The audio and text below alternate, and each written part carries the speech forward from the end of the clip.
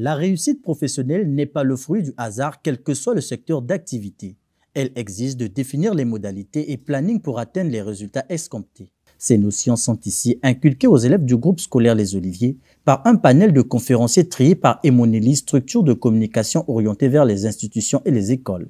Placée sous le thème « Réussir ses études et bâtir son plan de communication professionnelle à succès », cette conférence s'est avérée comme une véritable prise de conscience face aux enjeux et défis pour se forger une carrière. Cette conférence a été organisée par Emoneli, qui est une entreprise de communication basée dans l'audiovisuel et la visibilité des entreprises.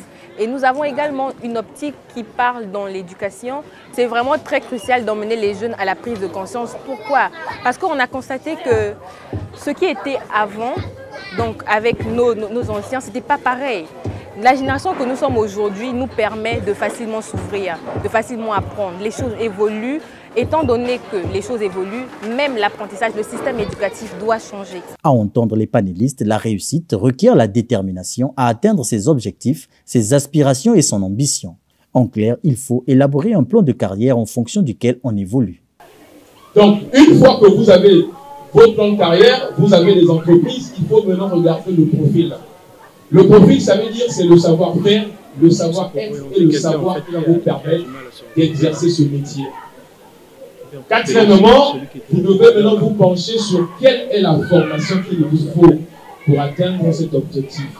La réussite professionnelle et personnelle, on a dit que ça dépend de plusieurs facteurs.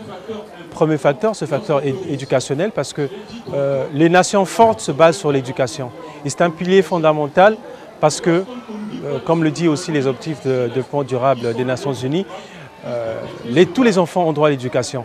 Donc il est important que ce facteur soit mis en avant, mettre en place des systèmes éducatifs assez performants afin que les jeunes filles et jeunes garçons congolais puissent avoir accès à cette éducation. Mais en plus de ça, on a le facteur environnemental qui reste aussi assez déterminant dans l'expansion même de l'éducation de ces enfants-là.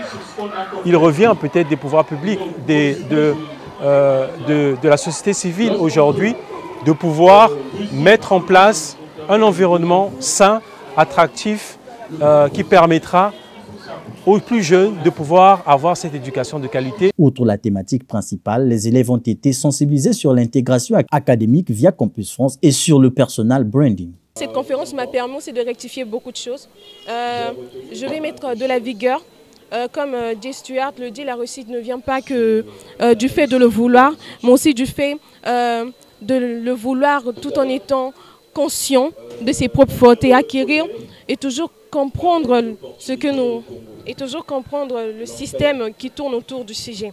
Donc pour moi, carrément, j'aimerais juste ajuster de la vigueur au travail. La société de communication Emoneli entend perpétuer de telles initiatives au profit de l'épanouissement de la jeunesse.